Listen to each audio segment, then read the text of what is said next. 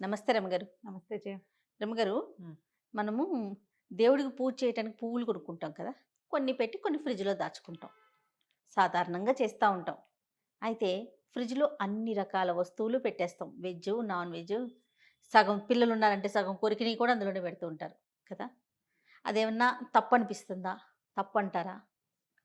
మళ్ళీ ఎలా ఆ అంటావు? పువ్వులే తీసి దేవుడికి పెడతాం కదా! హ్మ్. నాకు మెయిన్‌గా ఎక్కడ అనిపించిందంటే నాన్ వెజ్ దగ్గర అనిపించిందండి. పిల్లలదేముంది వాళ్ళు పాపం తెలిసి తెలియక చేస్తారనుకోండి. నాన్ వెజ్ ఐటెమ్స్ ఫ్రిడ్జ్‌లో పెడతాం. పువ్వులు కూడా ఫ్రిడ్జ్‌లోనే పెడతాం. ఏమన్నా తప్పా రమ్మగారు? దీనికి 2 పాయింట్లున్నాయి జయ. తప్పు అంటే పెట్టే వాళ్ళకి కష్టం తోస్తుంది. తప్పు లేదు అంటే అసలు ముట్టుకోని వాళ్ళకి ఒళ్ళు మండిపోతుంది. కదా! ఇవాళ రేపు ఇలాంటి పాయింట్లు తీసి నన్ను బాగా ఇరకాటంలో పెడుతున్నావు నువ్వు. ఇది నా పర్సనల్ సందేహం రమ్మగారు. హ్మ్. నీకు తప్పనిపిస్తే మానేయచ్చుగా. అంతే. మానేయి. నీకేది తప్పనిపిస్తుందో నువ్వది మానేయి. తప్ప అని నన్నడగదు, తప్పు అని నాకు చెప్పొద్దు. నీ పాయింట్ అర్థమైందా? గాట్ మై అర్థమైంది. పాయింట్? యెస్. ఆ! యెస్. 100% ఎవరింట్లో విధానం వాళ్ళది. వాళ్ళది. మీ మీ ఇంట్లో ఇలాగే చేస్తున్నారా? మేము అలా చేస్తున్నాం అని చెప్పొద్దు. హ్మ్. నీకు నచ్చితే పాటించు, లేకపోతే మానేయి. ఫ్రిడ్జు ఒక సార్వజనీన వస్తువు మన కర్మానికి ఇప్పుడు. అంతే. అందులో మినపిండి పెడతాం, బియ్య పిండి పెడతాం, ఇంకో పిండి పెడతాం. మా ఫ్రీజర్‌లో అన్నీ నిలవ పెట్టుకునే పప్పులు, ఉప్పులు, పసుపు, కుంకంతో సహా నేను ఫ్రిడ్జ్‌లోనే పెట్టుకుంటా. కాకపోతే మేము ఒక్కొక్కళ్ళకి ఒక్కొక్క నియమం ఉంటుంది జయ. అవును. నేను వండిన కూరలు, ఉడికిన పదార్థం, అన్నం లాంటివి ఫ్రిడ్జ్‌లోకి రావు. మేము హ్మ్. పెట్టం. హ్మ్. పచ్చళ్ళు ఫ్రిడ్జ్‌లో పెట్టను. స్ట్రిక్ట్‌లీ లాభం నో. లేదు. లాభం లేదు. కేవలం పాలు, పెరుగు, వెన్న, నెయ్యి కూరగాయలు. ప్యాకెట్లు ఏమైనా ఎక్స్ట్రా వస్తే నెయ్యి, మినపిండి, కూరగాయలు, సగం తిన్న ఆహార పదార్థాలు, నథింగ్ డూయింగ్. మా పిల్లలు చిన్నప్పుడు కూడా మేము పెట్టలేదు. ఇప్పుడు ఫ్రిడ్జ్‌లో పువ్వులు కూడా పెట్టుకోవట్లేదు ఇవాళ రేపు మేము. ఫ్రిడ్జ్ పువ్వులు కూడా లేవు. ఎవరి నియమం, ఎవరి పద్ధతి వాళ్ళది. అది వేరే అరలో పెట్టుకుంటాము. ఆ! వేరే షెల్ఫ్‌లోనే వేరే పెట్టామనుకోండి. షెల్ఫ్‌లో పెట్టుకుంటాము. మరేం చేస్తాం? సూక్ష్మంలో మోక్షం. దానికోసం ఇంకో ఫ్రిడ్జ్ కొనగలుగుతాము, కొనలేము. పువ్వుల కోసం ఏంటి ఒక పూల ఫ్రిడ్జ్ కోసమే. పెట్టగలమా? చూడు ఎంత క్వెషన్ వచ్చిందో నీకు, వెంటనే కళ్ళు పెద్దవి చేస్తున్నావు నువ్వు. హ్మ్. చేయలేవు.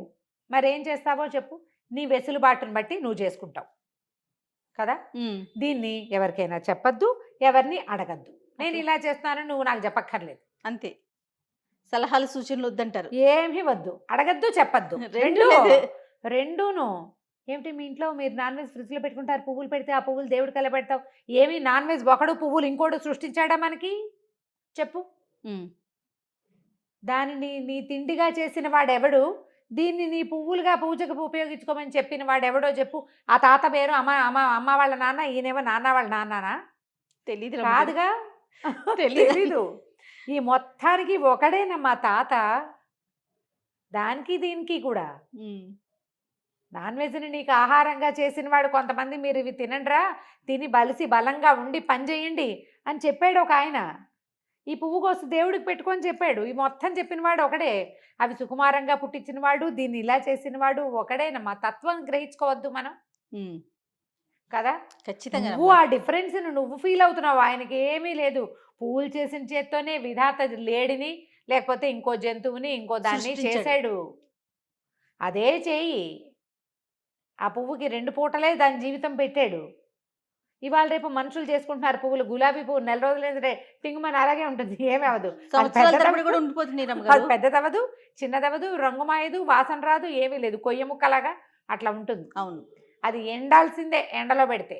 ఏమీ అవ్వదు. లేకపోతే అట్లా ఫ్రిడ్జ్‌లో పెడితే వారం క్రితం పువ్వులు కూడా ఉంటాయి. మనుషులు చేస్తున్నారు. విధాత చేసిన పువ్వుకి ఇంకొంచెం అమెండ్మెంట్స్‌లు చేసి చేస్తున్నారు.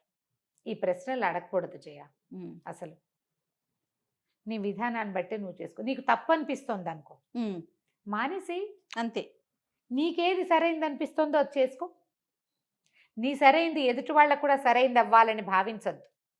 నీ తప్పు ఎదుటి వాళ్ళకి తప్పుగా ఉండదు. ఇప్పుడు నాకు కావాల్సిన సరైన సమాధానం మీ వైపు నుంచి రాబట్టాలని ప్రయత్నించకూడదు. ప్రయత్నించకూడదు.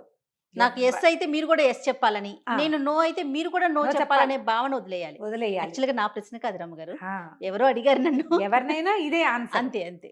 నీ వెసులుబాటుని బట్టి చేసుకో. అంతే. నేను కరెక్ట్‌గా చెప్తున్న ఏ విషయమైనా జయ, ఎవ్వరిని మనం అందరినీ సాటిస్ఫై చేయటం మన వల్ల కాదు. ప్రతిదానికి రెండు ఉంటాయి కదండి. కరం అంటే కప్ప కోపం, విడవమంటే విడవమంటే పాము కోపం. ఈ కప్ప పాము ప్రపంచం నిండా ఉంటాయి, సగం అవి సగం ఇవి రెండు సమానంగా ఉంటాయి. వీళ్ళని సపోర్ట్ చేసామా వాళ్ళకి కష్టం తోస్తుంది, వాళ్ళని సపోర్ట్ చేసామా వీళ్ళకి కష్టం తోస్తుంది. మధ్య మార్గంగా ఎలా వెళ్ళాలి? నీ ఏడుపు నువ్వు ఏడు, నీ చావు నువ్వు చావు అని చెప్పాలి మనం. తెలివిగా. అంతే. కేర్ఫుల్గా చేసుకోండి. మీకు తప్పు అనిపిస్తే ఇలా జాగ్రత్త పడండి. ఏం కాదు, నేను ఇలాగే పెట్టుకుంటున్నాము, ఎప్పటి నుంచో పెడుతూనే ఉన్నాము, ఇన్నాళ్ళు రాని కోపం దేవుడికి ఇవాళ వస్తుందా అని అనుకుంటే కనుక మీదే చాయిస్. దీని మీద అసలు ఉత్తరోత్తర ప్రశ్నలు జవాబులు లేవు. ఓకే, నేను చెప్పను. ఆల్రెడీ మొత్తం చెప్పారు రమ్య గారు. ఇక ముందంటే ఇప్పుడు నువ్వు అయిపోయావు. కామెంట్లు రావా మనకి? వస్తాయి కదా. అమ్మా, ఇవి ఎలా ఉంటుందంటే భగవదారాధన, ఆహారం, ఇవి రెండు మనుషులకి అవసరం. ఆరాధనా క్రమము, పూజా విధానము మనదే, అంతే. ఆహారం కూడా మనదే. ఈ రెండు ప్రతి ఇండివిజువల్కి ఉంటాయి. వాళ్ళ ప్రకారం చేసుకుంటారు. మనం ఇంకోళ్ళని కామెంట్ చేయొద్దు. ఇప్పుడు ఏం తిన్నా, ఎలా ఉన్నా, ఏం చేసినా, అశుద్ధమో శుభ్రమో ఎలా ఉన్నా, వాళ్ళకి భగవంతుడు వాళ్ళని చేసినట్టే మనని చేశాడు, మనని చేసినట్టే వాళ్ళని చేశాడు. ప్రతి వాళ్ళకి బతికే అర్హత, అవకాశం ఇచ్చినట్టుగానే ఆరాధన చేసుకునేది కూడా ఇచ్చాడు. వాళ్ళ విధానాన్ని బట్టి వాళ్ళని చేసుకొని ఇవ్వాలి, కానీ మనం జస్ట్ జడ్జిమెంట్లలోకి వాటిలలోకి వెళ్ళకూడదు. సూపర్. ఆరాధనా క్రమము, పూజా విధానము మనదే, అంతే. ఆహారం కూడా మనదే. ఈ రెండు ప్రతి ఇండివిజువల్కి ఉంటాయి. వాళ్ళ ప్రకారం చేసుకుంటారు. మనం ఇంకోళ్ళని కామెంట్ చేయొద్దు. ఇప్పుడు ఏం తిన్నా, ఎలా ఉన్నా, ఏం చేసినా, అశుద్ధమో శుభ్రమో ఎలా ఉన్నా, వాళ్ళకి భగవంతుడు వాళ్ళని చేసినట్టే మనని చేశాడు, మనని చేసినట్టే వాళ్ళని చేశాడు. ప్రతి వాళ్ళకి బతికే అర్హత, అవకాశం ఇచ్చినట్టుగానే ఆరాధన చేసుకునేది కూడా ఇచ్చాడు.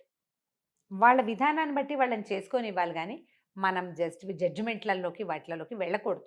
సూపర్. ఇది బెస్ట్. అంతే రమ్య గారు, అంతే. నమస్తే.